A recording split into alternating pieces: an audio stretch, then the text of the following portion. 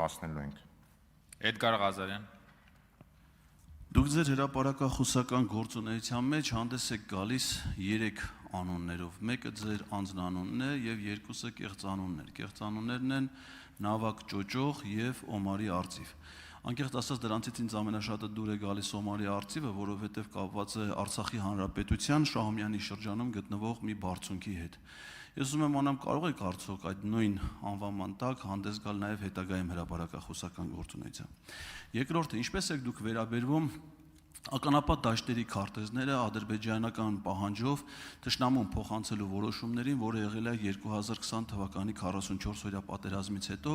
որովհետև դրանից հետո ադրբեջանցիներ էին պայթում այդ ականների վրա եւ դա էր պատճառը, որ Ադրբեջանը ստիպեց Հայաստանի իշխանություններին Տավուշից 4 գյուղեր եւ հարակից տարածքներ Ադրբեջանին հանձնելու, մեր սակրավորների կյանքի գնով վնասազերծել այդ տարածքները, նոր տարածքները հանձնել, այսինքն նրանք, ովքեր ցանկանում էին մեր սակրավորների մահը, մեր սակրավորներին մցրել էին ականապատ դաշտեր, թշնամու մահը չցանկանալու համար։ Ես ուզում եմ անալ ձեր վերաբերմունքը ռազմական բնույթի հուժ գաղտնի տեղեկությունները ժամանակին թշնամու փոխանցելու վերաբերյալ։ Եվ երրորդ հարցը վերաբերում է ձեր այլ գործունեությանը։ Դուք ղեկավարել եք դեղերի փորձագիտական կենտրոնը, որի տեղակալներից մեկը եղել է Լիլիթ Ղազարյանը։ Լիլիթ Ղազարյանը վերջերս ընտրություններից անմիջապես հետո հեռացվել է պաշտոնից։ Ես ուզում եմ անալ, թե դուք ինչ գնահատականներ ունեք Լիլիթ Ղազարյանի մասնագիտական կարողություններին եւ դուք անկեղծ ասած ես լսել եմ ձեր արդարամտության վերաբերյալ որոշ դատողություններ, ուզում եմ այդ տեսանկյունից լսել, թե ինչպես եք վերաբերվում ընտրություններից անմիջապես հետո միայն իմ քույրը լինելու հանգամանքով նրան պաշտոնից հեռացնելու փաստին։ Շնորհակալ եմ։ Շնորհակալություն հարցի համար, պարոն Ղազարյան, ես ձեր տեղը լինեի իրականում այդ երրորդ հարցը չէի տա, որովհետև ես չեմ կարող լիարժեք հիմա անկեղծ պատասխանեմ այդ հարցին, որովհետև եթե ես լիարժեք այդ հարցին պատասխանեմ, ձեզ այդքան էլ դուր չեն գա որոշ առումով իմ որոշակի գնահատականները, այդ թվում նաև մասնագիտական առումով իմ պատկերացման շրջանակում, որով որ նաև տվյալ ոլորտը վերահսկող կառույցն է աշխատում, ես տենց բավականին սուր եւ խիստ գնահատականներ ունեմ ընդհանրապես այդ կառույցի գոյության եւ կառույցի գործառույթների մասով, ես այնուամենայնիվ Տիկին Ղազարյանին շատ հարգանքով եմ վերաբերվում, ինքը իմ տեղակալն է եղել, քանի որ դուք հարց տվեցիք ինչպես եք վերաբերվում նրան, թե աշխատանքից ազատվել է այս վերջերս, ես ձեզ ուղիղ ասում եմ, որ Տիկին Ղազարյանը պետք է աշխատանքից ազատվեր իմ հրամանով դեռ օրինակ այն պայծ սկսած, երբ որ ես դառել եմ տվյալ հիմնարկի ղեկավար կամ գոնե 2021 թվականի ընտրություններից, եթե չեմ սխալվում, հունիսի 29-ին ընտրությունները, հունիսի 21-ին, երբ որ ես մտել եմ այդ հիմնարկ ընտրություններից հաջորդ օրը։ Այս մասով այսքանը չեմ ուզել անդրադառնալ, կարծում եմ պետք չի շարունակեք։ Ինչ վերաբերվում է Օմարի Արծվին, երբ որ ես ինձ Օմարի Արծիվ էի կոչում, ես ծառայում էի, ինչպես գիտեք, Քելբաջարի կամ Քարվաճարի, ում ոնց հարմար է իրականում թողա անվանի, ես իմ պատկերացումը ունեմ դրա վերաբերյալ, երբ որ ինձ տենց էի կոչում, իրականում ես չեմ համարում, որ ես Օմարի Արծիվ եմ եղել, ես այնուամենայնիվ ծառայելով հանդերձ որոշակի գրառումներ էի անում մեկու մեջ եւ ես կարծում էի, այդ թվում նաեւ որոշակի զինծառայողների կողմից թույլտվություն ունեի այդպես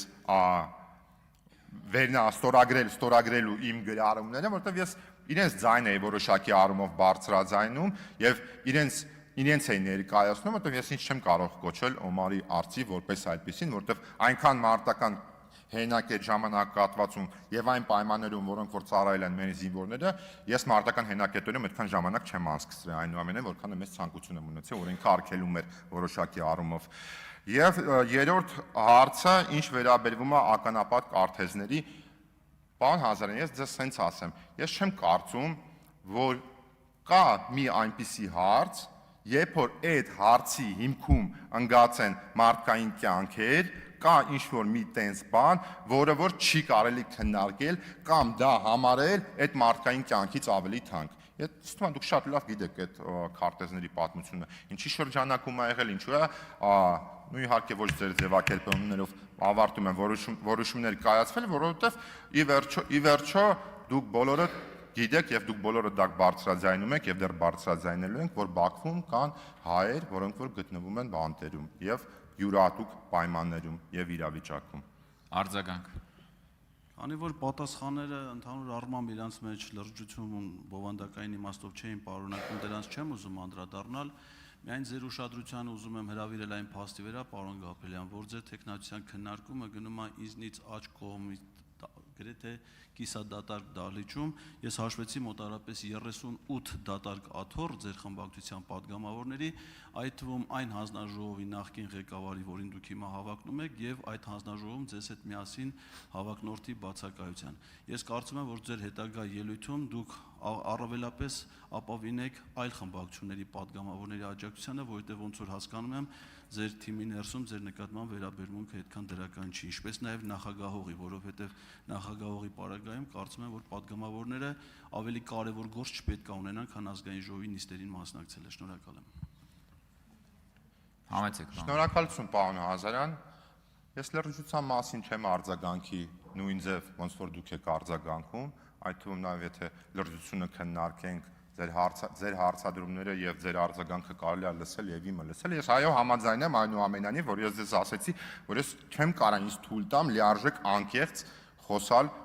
մասնավորապես որոշակի հարցի շրջանակում, որտեղ էլ եմ ասում, իմ կարծիքը շատ խիստ է այդ վերաբերյալ եւ ես այդ հարցում մեղավոր եմ ինձ համարում իրականում։ Ինչ վերաբերվում է դահլիճին, բայց պարոն Ղազարյան, ձեզով ասել, որ օրինակ ի սկզբանե ես չեմ ապավինում հենց նաեւ